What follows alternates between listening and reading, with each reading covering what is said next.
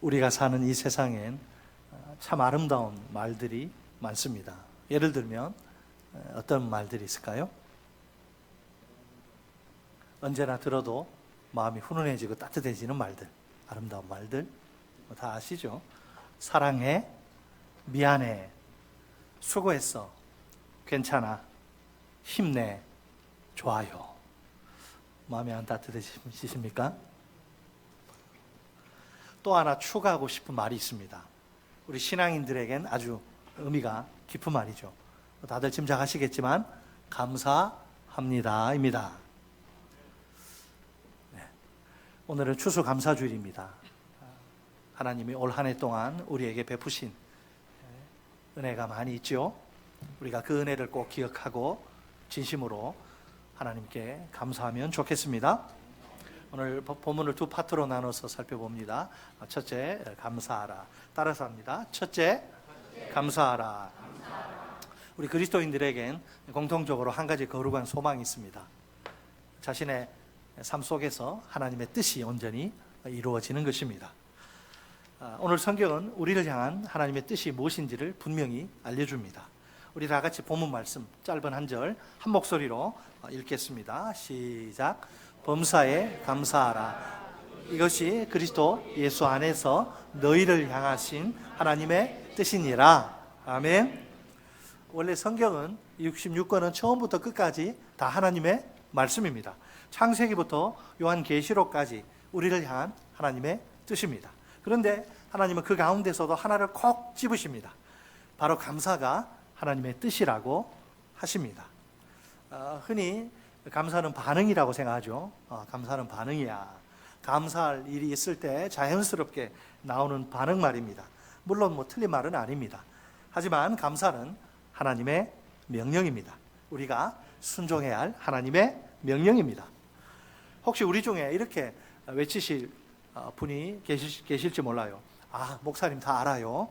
하지만 내 몸이 말을 안 듣는 걸 어떡합니까? 감사가 나오지 않는다 이 말입니다. 요즘 내 삶 가운데 감사가 살아있나요? 혹시 감사 대신에 원망과 불평이 활활 불타오르고 있진 않은가요? 일반 은총의 영역에서 불신자나 신자나 다 같이 받는 일반 은총의 영역에서 한번 감사를 생각해 봅시다. 대부분 감사는 조건에 달려 있습니다. 조건이 좋으면 감사의 이유가 있으니까 감사합니다. 반면에 조건이 나쁘면 감사의 이유가 없어서 원망과 불평을 토해냅니다. 불신자는 그렇다 치고 그리스도인들까지 이렇게 해도 되는 걸까요? 지구가 100명의 마을이라면 이란 유명한 책이 있습니다. 환경운동가인 도넬라 미도스의 칼럼을 재구성한 책인데요. 이 책이 출간될 당시에 지구 인구는 63억 명 이상입니다. 이 지구를 최근 딱 100명의 조그만 마을로 축소합니다. 어린아이들이 이해하기 쉽도록 말입니다. 그랬더니 깜짝 놀랄 만한 일이 벌어집니다. 사실 지구촌이니 뭐니 해서 막 그러지만 보통 사람에게 별 실감이 되지 않아요. 지구촌? 별로 실감이 나지 않아요. 그러나 이 책을 보면 생각이 싹 바뀝니다. 지구 속에서 내 위치가 어느 정도인지를 객관적으로 생생히 볼 수 있습니다. 몇 가지만, 많은 예들이 있지만 몇 가지 예를 한번 들어볼까요? 100명 중에 20명은 만성적인 영양실조에 시달립니다. 한 명은 굶어 죽기 일보 직전입니다. 43명은 위생시설이 전혀 갖춰지지 않은 더러운 곳에서 생활합니다. 18명은 깨끗한 물조차 마실 수 없습니다. 더러운 물을 막 마셔요. 생각보다 많은 사람들이 굉장히 불행한 환경에 처해 있습니다. 부와 자원 그리고 교육은 소수의 사람들에게 집중되어 있습니다. 미처 생각하지도 못한 결과입니다. 이 결과 앞에서 자연스럽게 드는 생각은 무엇일까요? 신자든 불신자든 마찬가지입니다. 그래도 나는 100명 중에 많이 가진 쪽에 속하는구나. 가진 것에 감사하며 살아야겠다. 아멘이 없네요. 아멘 아니세요? 그래도 부족하세요? 자, 그렇다면 신자와 불신자가 다른 점은 무엇일까요? 둘 사이에 결정적인 차이가 있습니다. 불신자는 할 수 없는 감사가 있습니다. 오직 신자만이 할 수 있는 감사입니다.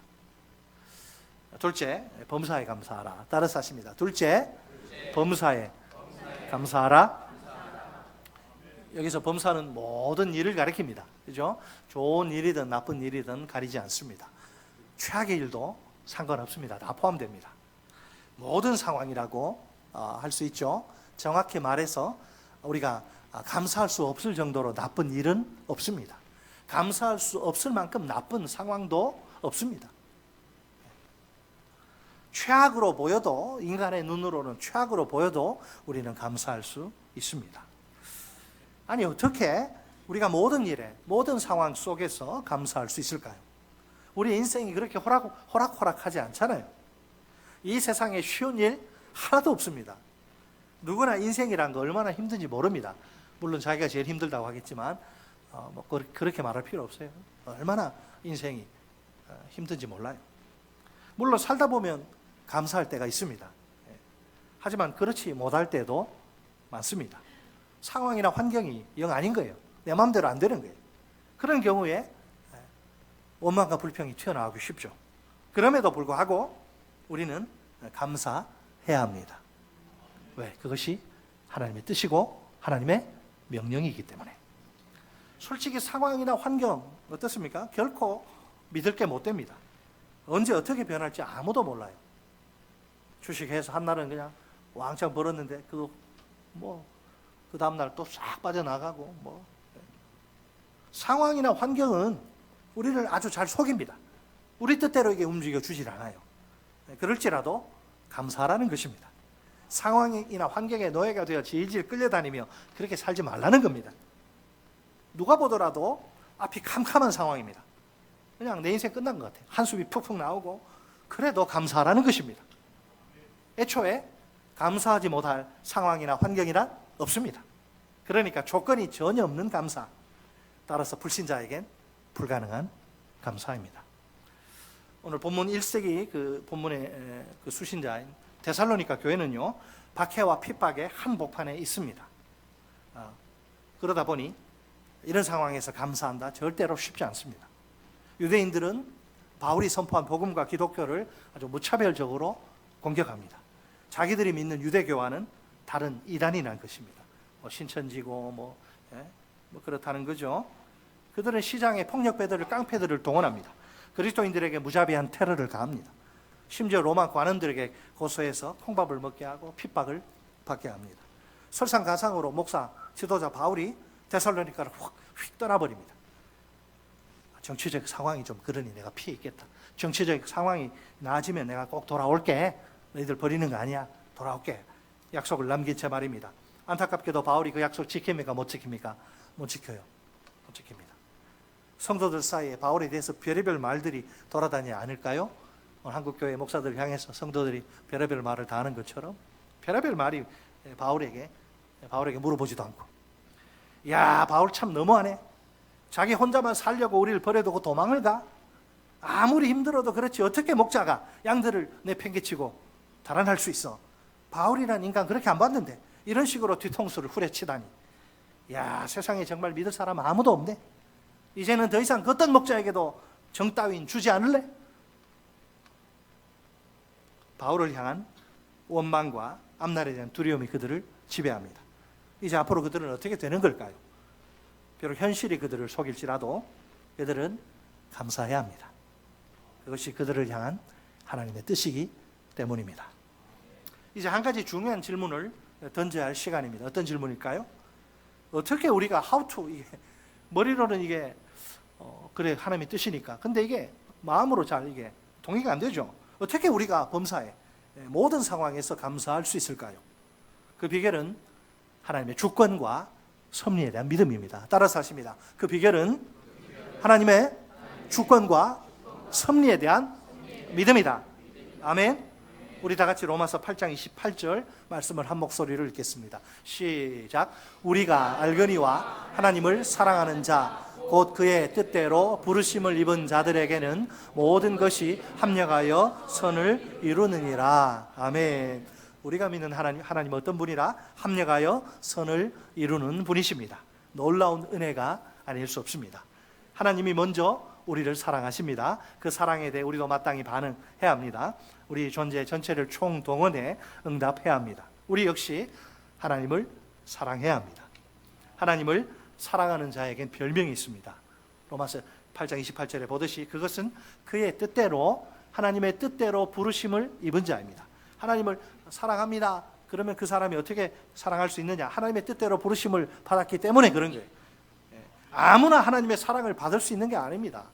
오직 하나님의 뜻대로 부르심을 입은 자만 가능해요. 하나님이 아무에게나 사랑을 주시는 게 아니고 자기 뜻대로 자기 백성으로 부르신 자들에게 특별한 사랑을 주시는 거죠. 하나님이 우리를 그분의 뜻대로 부르십니다. 먼저 우리를 사랑하십니다.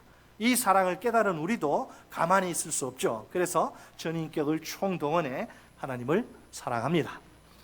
자, 우리에게 부어지는 하나님의 놀라운 은혜를 보세요. 모든 것이 합력하여 선을 이루는 은혜입니다. 이 합력이 시너지란 말이 여기서 나온 건데요.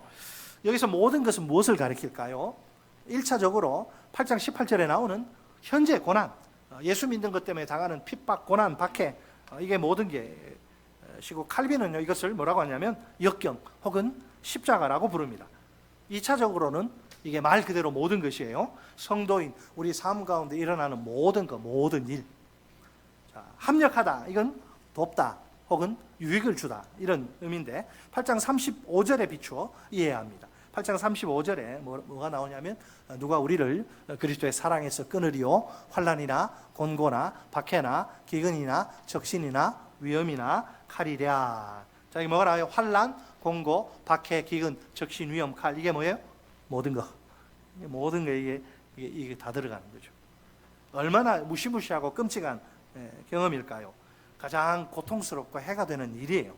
놀랍게도 그런 일들조차 하나님을 사랑하는 자들에게 어떻다? 유익하다는 거죠. 도대체 그 이유가 무엇일까요? 그 모든 것이 마침내는 선을 이루기 때문입니다. 쉽게 말해 그 모든 것이 우리의 구원을, 형통을 돕는다는 뜻입니다. 하나님을 사랑하는 우리 영혼은 항상 안전합니다. 우리 영혼을 해칠 수 있는 것은 이 세상에 아무것도 없습니다. 우리가 당하는 모든 일들은 오히려 우리 신앙을 더욱 굳세게 만듭니다. 예수 그리스도께로 더 가까이 우리가 나아가게 만듭니다. 결국은 우리가 구원받는데 도움을 줄 수밖에 없습니다. 여기에 우리가 놓치지 말아야 할 중요한 포인트, 핵심 포인트가 있는데, 모든 것이 그냥 가만히 내버려둬도 모든 것이 스스로 알아서 그렇게 되는 게 아닙니다. 행위의 주체가 누구인지를 주목하세요. 모든 게 아니에요. 모든 게 아니라 모든 것을 컨트롤, 지배하시고 통제하시고 또 이끄시는 하나님이십니다. 모든 것이 그렇게 쓰임 받도록 하나님이 배후에서 역사하십니다. 그렇다면 모든 것은 하나님의 도구에 불과할 따름입니다. 분명 인간적인 눈으로 보면 저 사람 다 끝난 것 같아요. 최악의 상황입니다. 누가 보더라도 그 인생 가운데 일어나서는 결코 안 될 일이 일어난 것 같아요. 그 상황 앞에서 즉각 보이는 반응은 보통 무엇이죠? 눈물과 고통이요, 낙심과 좌절입니다. 더 심하면 절망과 포기입니다. 그러나 그런 상황에서도 우리는, 하나님의 뜻대로 부르심을 받은 우리는 승리할 수 있습니다. 그 상황마저도 우리 하나님이 다스리십니다. 하나님이 허락하셔서 우리가 그 상황 속에 들어가 있는 겁니다. 따라서 그 상황은 아무 의미가 없는 게 아닙니다. 나는 잘 모르지만 하나님이 그 상황을 그분의 뜻을 이루시려고 사용하십니다. 마침내 우리는 구원받습니다. 그죠? 요셉이 그랬잖아요. 요셉 그 인생, 인생 그냥 극단적 선택해도 12번은 더 할 판인데, 그 사랑받다가 다른 그 옆 동네 아저씨가 아니라 그 사랑하는 자기 형제들에게 시기를 받아가지고 형제들이 못 죽여서 안달이 나가지고 그걸 구덩이에 집어 던졌다가 팔아버리지 않습니까? 그래서 낯설고 물선 곳에 끌려가고, 또 거기서 또 강간 미수범으로 또 깜빵에 가고, 깜빵에서 무의미해 보이는 수년의 세월을 보내고, 나중에 그가 하나님의 뜻을 그가 깨닫게 되죠. 창세기 50장에 보면. 자, 그렇다면 결정적으로 중요한 것은 무엇일까요? 우리의 믿음이죠. 어떤 믿음이죠? 하나님께 대한 믿음이죠. 하나님은 어떤 분이에요? 어제나 오늘이나 영원토록 동일하십니다. 그래서 지금도 여전히 모든 것을 어떻게 해요? 주관하시고 섭리하십니다. 드디어 그분의 뜻을 이루시고야 맙니다. 오늘은 내가 눈물을 흘리고 고통하지만은 반드시 이것이 기쁨이요 영광이 되는 거죠. 왜? 하나님이 그렇게 되도록 배후에서 역사하시기 때문에. 하나님의 손을 봐야 되는, 하나님의 보이지 않는 손을 봐야 돼. 믿음의 눈으로. 그러므로 하나님의 주권과 섭리 밖에 있는 거 아무것도 없어요. 다 하나님의 주권과 섭리 안에 딱 있는 거예요. 그 무엇도 그 누구도 감히 하나님의 주권과 섭리를 꺾을 수 없고 거기서 이탈할 수 없습니다. 불교 신자들은 모든 것이 뭐 부처 손바닥에 있다 그렇게 하지만 우리는 모든 하나님의 손에 손바닥에 있는 거예요. 또 하나, 하나님은 우리 아버지십니다.